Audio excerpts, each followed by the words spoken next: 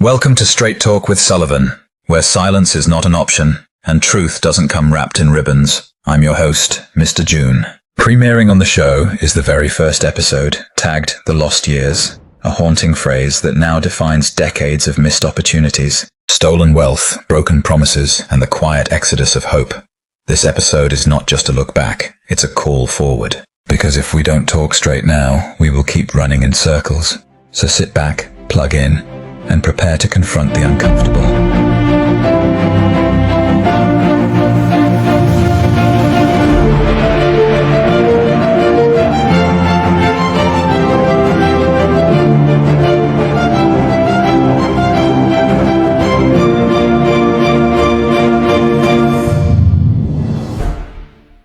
They call it the Giant of Africa, a land rich in black gold, blessed with vast mineral wealth, fertile soil, and the brilliance of a resilient people. But walk through the streets of Lagos, Kano, Aba, or Port Harcourt, and you'll see a different story. A nation drenched in riches, yet drowning in poverty.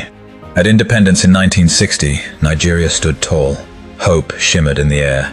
The green and white flag wasn't just cloth, it was a promise that this land, free from colonial chains, would rise and lead the African continent into greatness. But somewhere between the dream and the present, something broke. Not the soil. It still yields oil, gas, tin, gold, and bountiful harvests. Not the people. They still hustle, still dance, still dare to dream. No. What broke was the soul of the leadership, the heart of the state. What broke was integrity. Decade after decade, corruption became a cancer, feeding on oil money, feeding on hope.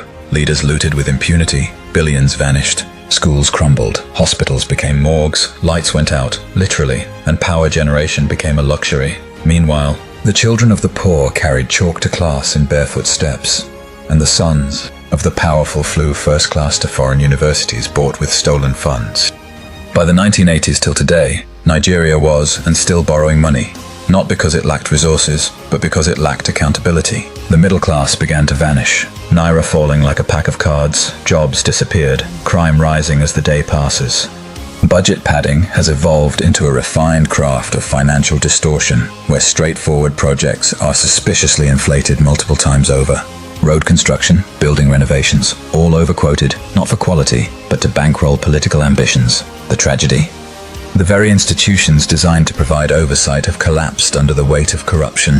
What was meant to be a triangle of accountability has twisted into a closed circle of complicity, feeding on the national cake and remaining conspicuously silent both in record and in resolve. And yet, despite it all, Nigeria has not died.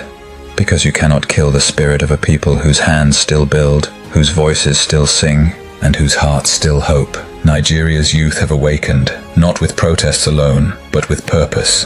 They've carried the national flag beyond borders, not just in defiance, but through brilliance, leading waves in entertainment, technology, and innovation.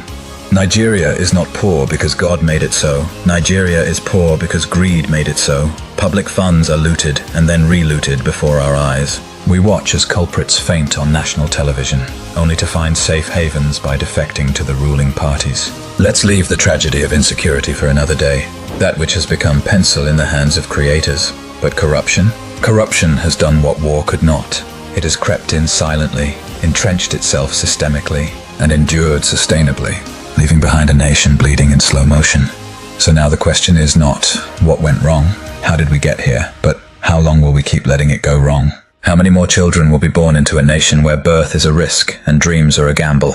How long will the giants sleep in chains forged by its own leaders? Nigeria can rise, but only when truth becomes louder than lies. When justice replaces connection. When leadership means service, not status. When we stop selling tomorrow to feed today. This is not just a story, it's a mirror, and until we fix the image it shows, the riches will remain buried, and so will our future. To participate in this constructive discussion on our wins and losses as a nation, please join Straight Talk using any of the social media handles now showing on your screen. Your voice matters. From me, Mr. June, goodbye, and see you next episode.